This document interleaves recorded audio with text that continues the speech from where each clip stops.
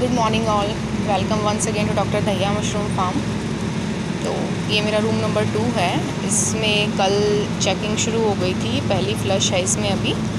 तो अभी इसमें मशरूम जो है आनी शुरू हुई है। ये वो वाला रूम था जिसको थ्रो करने के लिए बोला गया था। अभी इसमें फ्लश आ गई है, ये देखिए। ठीक रिस्पॉन्स है, ठीक ठाक है, जितना होना चाहिए। जैसे कुछ बैग जो हैं अभी उसमें पिनिंग स्टार्ट हो रही है, कुछ थोड़ा आगे पीछे है रूम, लेकिन ठीक है जैसा भी है, देखिए। लेकिन एक प्लस पॉइंट है इसमें कि मशरूम बहुत ज़्यादा सॉलिड है, बढ़िया मशरूम है।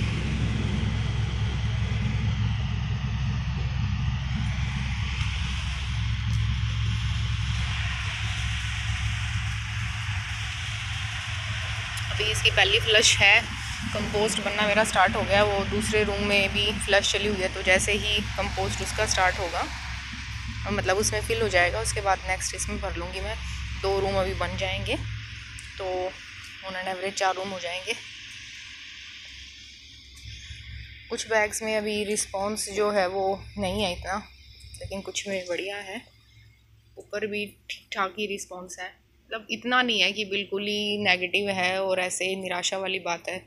चल जाएगा काम, जितनी भी मशरूम आएंगी। अपना है कि थोड़ा लॉस के साथ भी संभल जाएगा रूम, तो भी ठीक है।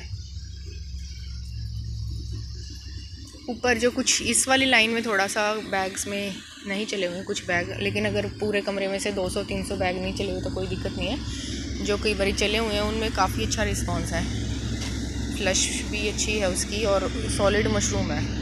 इसमें एक्चुअली क्या हुआ था कि इसमें जो हमने पहले जो बीज जो मिलाया था स्पॉनिंग के वक्त, वो A15 मिलाया था। अब A15 बीज स्पॉनिंग के वक्त था, लेकिन फिर इसमें कुछ दिक्कत महसूस हुई और ग्रोवर भी चला गया था। भी थोड़े परेशान हो गई थी, तो ढंग से इसको हम संभाल नहीं पाए थे। तो फिर ये हो गया कि चलो इसको बंद कर देते हैं। एक ग्रोवर आया, उसने 2-3 दिन के लिए AC भी बंद करवा दिया। 3 दिन इसमें AC भी बंद रह गया था उस टाइम में, मतलब 33-34 टेम्परेचर जो था इसका 1-2 दिन रह गया था। तो मुझे भी लगा था कि शायद वो, लेकिन फिर देखा इसमें बैग्स जो हैं उनमें ऐसा नहीं था कि वो बहुत स्मेल थी या कुछ और। मुझे लग रहा था कि उठ जाएंगे ये, तो इसमें मैंने रीस्पॉनिंग करवा दी। और रीस्पॉनिंग जो करवाई वो डेल्टा वाले स्पॉन की करवाई, A15 की नहीं। तो ये A15 की जो मशरूम होती हैं थोड़ी छोटी होती हैं, वो जो फ्लश होती है उसकी, वो ज़्यादा भारी मशरूम नहीं होती हैं, वो थोड़ी छोटी होती हैं, लाइट होती हैं, छोटी छोटी मशरूम जिन्हें कहते हैं, प्यारी प्यारी टाइप होती हैं। और ये थोड़ी सॉलिड वाली होती हैं और रोबस्ट होती हैं, ऐसे हट्टी कट्टी जिन्हें कहते हैं, ऐसे मजबूत, वो वाली मशरूम होती हैं डेल्टा वाली, जो मैंने ऑब्जर्वेशन देखी, क्योंकि डेल्टा A15 दोनों यूज़ कर रहे हैं। उसमें ज़्यादा अमाउंट आता है A15 में, काफ़ी बैग भर के आ जाता है, छोटे छोटे पीसेस जो हैं। डेल्टा में थोड़ा सा चाहे कम भी रहे, लेकिन डेल्टा की मशरूम थोड़ी सॉलिड होती हैं।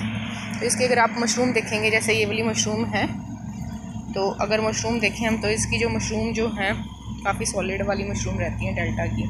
तो इसमें ज़्यादातर जो मेरी ऑब्जर्वेशन है, इसमें चलाई डेल्टा है रीस्पॉनिंग के बाद।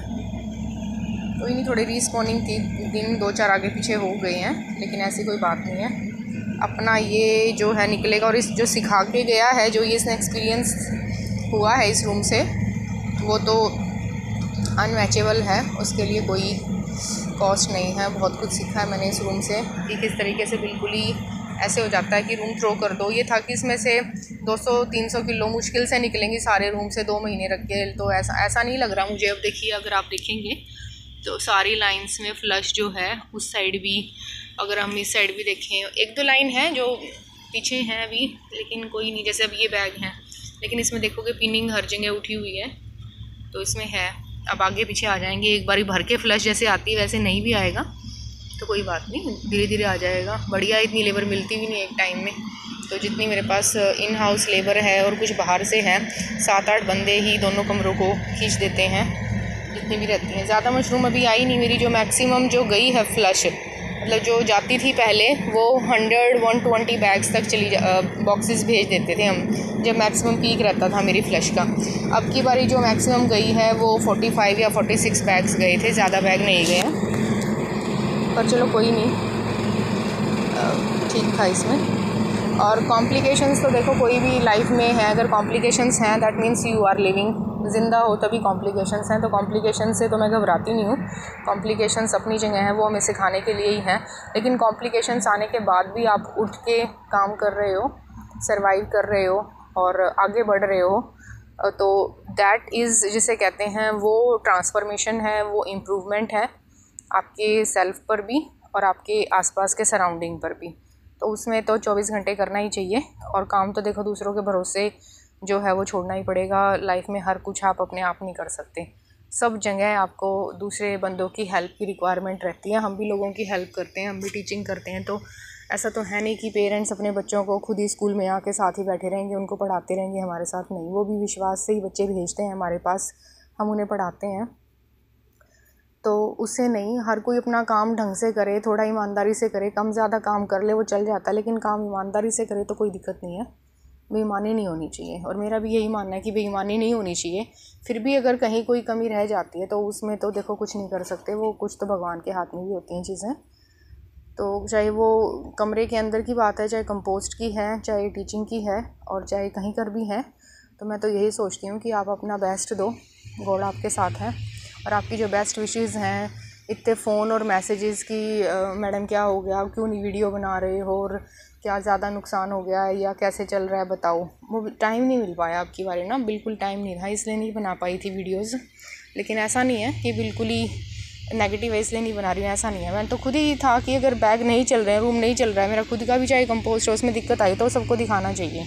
कोई कंपोस्ट ऐसा नहीं है कि मैं दिखाऊंगी और लोग नहीं खरीदेंगे, मत खरीदो भाई, मैं तो चाहती भी नहीं हूँ।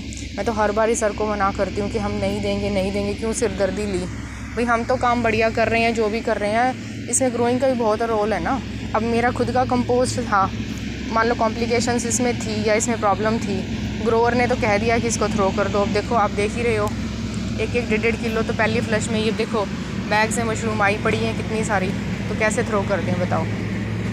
ठीक है, थोड़ी कम आ जाएगा, प्रॉफिट नहीं होगा, कोई बात नहीं, लेकिन जो एसी का बिल है वो तो निकाल लेगा अपना, सीखेंगे कुछ। और जो सीखने के साथ साथ जो ये 5-6 बंदे जो परमानेंट थे, इनको कहाँ भेजती। तो लेडीज़ लगी हुई हैं मेरे पास 4-5 जो डेली बेसिस पर नहीं है, जो सैलरी बेसिस पर आ रही हैं। तो ऐसे हर किसी का ही नुकसान होता है ना, तो कोई बात नहीं, सबका काम चला हुआ है, तो इसमें कोई दिक्कत नहीं है ऐसी। और आप लोगों को भी यही कहूँगी कि मशरूम में आ जाती हैं कोई ऐसी प्रॉब्लम है जो कि सॉल्व नहीं हो सकती, टैकल नहीं हो सकती है, तो उसमें आप देरी ना करो। कोई ऐसी बीमारी आ गई तो उसको तुरंत आप जो है उसकी रेमेडी ढूंढो, चाहे उसके लिए कुछ बैग्स निकालने पड़े, काम कैसे भी करना पड़े, लेकिन अगर थोड़ी सी मेहनत है तो उससे घबराओ मत। तो आप उसमें रीस्पॉनिंग करके देखो, कुछ बैग्स को अलग तरीके से चला के देखो, टेम्परेचर अप एंड डाउन करके देखो। तो जिन बैग्स में ये था, मैंने इसमें ये ऑब्ज़र्व किया ना कि जिन बैग्स में कीटोनिया था उनका क्या रिस्पॉन्स रहा, जिनमें कीटोनिया था उनमें भी मशरूम आई है। जिस पार्ट में कीटोनिया था, जिस पैच में, उस पैच में पीछे चल रहा है वो, लेकिन आई हैं, और कुछ में बिल्कुल भी नहीं आई हैं, नीचे तक भी नहीं आ रही हैं। तो एक अंदाज़ा हो जाता है ना, जब तक हम खुद काम नहीं करेंगे, सीखेंगे, तो उसके तो आएगा ही नहीं। अब मैं थ्रो कर देती तो मुझे पता ही नहीं चलता कि ऐसी सिचुएशन में कितनी प्रोडक्शन हम निकाल सकते हैं, कैसे बैग चलते हैं, कब चलेंगे, क्यों चलेंगे। तो वो चीज़ें सीखने के लिए बहुत ज़रूरी हैं। हर किसी से हर वक्त फ़ोन करके या यूट्यूब देख के तो आप नहीं सीख सकते ना लाइफ में सब कुछ। और ये ऐसा नहीं है कि लोगों को लगे कि ये नेगेटिव है या ऐसा कुछ, ऐसा नहीं है। आप लोगों को बस समझाने के लिए ही ये रूम दिखाए गए थे कि मेरे साथ भी प्रॉब्लम आ गई थी और ये हो गया है, रूम बच गए थे। ये देखिए सारी तरफ से आपको दिखाई रही हूँ मैं। कुछ बैग नहीं भी चले हुए हैं, कोई बात नहीं, ऐसे वाले बैग भी हैं, लेकिन इनमें नीचे पिनिंग है, अभी चली हैं फ्लश, आगे पीछे हैं इस तरीके से।